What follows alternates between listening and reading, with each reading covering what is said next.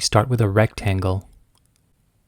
This will be the longer video for people who saw the short and would prefer a longer line-by-line drawing, so let's do this. It's about the size of 2 squares put together. And I add 2 ovals above that rectangle. Notice I'm using very, very light lines. These are guidelines. Starting from the corner of that rectangle, I'm going to swoop a line up all the way to that oval. We're outlining the nose here. And of course do the same thing down the other side. We're going to put the nostrils in now, and that's a smaller circle on each side. Between the nostrils there's going to be a little bump. We're just going to mark that out with these curved lines. Notice I'm not going for perfection here. I'm not measuring things out. Okay, now the bottom corners of that rectangle, we're just going to round them off. And these rounded sections will be outside of the top lip of the hippopotamus.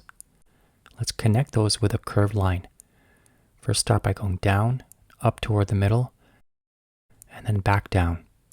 That's it for the top lip or the top side of the mouth. Let's draw the bottom, and that's just a curved line. It like a happy face. Let's move up now and draw the eyes. We have 2 curved lines for the top lid, so I'll draw the higher one first, and then the bottom side of that top lip connects just like that. Whatever we do on the one side, we'll do on the other. And now the eyeball, just a little curved line. And the same thing on the other side. Now let's go for the bottom of the eyelid. And notice it's smaller than the top lid. It just curls under. And a U shape underneath that. Let's go for one more. It's a U shape, but then it curls down. And same thing on the other side. Above the eyelid, we're going to do a long swooping line all the way down. And again on the other side. Okay, now let's use that first oval we drew as a guideline. And draw a line all the way around. And again on the right side as well. Use that nose guideline first to come up and then swoop down on both sides. Now let's work on the top of the head with 2 little ticks. And this is a shameless plug for those of you who are learning how to draw. The New Artist Guide to Drawing is out now, and it's available at Amazon and all major bookstores like Barnes & Noble and Indigo and Blackwell's and W.H. Smith and so on. And the ears are basically circles, and they're right above the eyes. Let's connect those ears with the forehead. It's kind of flat on the top. Let's do the inside of the ears with these 2 curved lines. Now we'll move to the side of the head from around the eye area. Do a curved line, come in a bit, and another curved line. This is going to give that full volume. Okay, the nostril's a lot easier than it looks. It's a line and then a circle. And again on the other side. And then we have 2 more lines. Start at the top, swing it around, and then on the outside too, swing it around.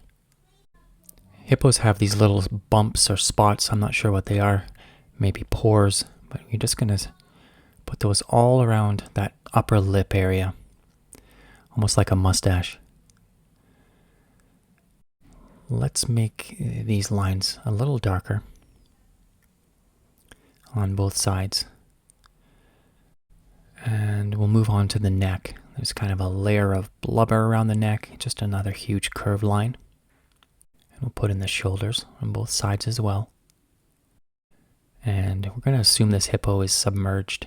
So we'll draw a curved line along the bottom. That will be for the water. Okay, now let's get to the coloring. I'm going to color the eyes. I'm going to leave a little spot for a highlight. And, oh, I forgot some whiskers. We'll put those in too. Just a few on the sides. And we'll make this mouth line a little darker. Now that's all the line work done. We're going to start shading now. I'm using the side of my pencil, going very lightly. You can always go darker. It's a lot harder to go lighter.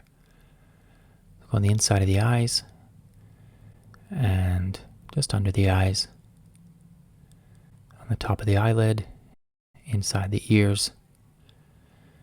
Basically, anywhere an area is behind, I want to shade that part, and that's going to push those lighter areas forward.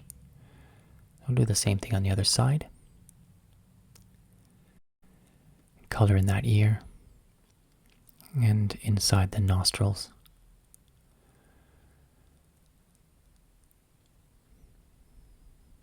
I'm basically going around the hippo here and just coloring any areas where I think might be a little bit behind an area in front, because darker areas push back and lighter areas come forward.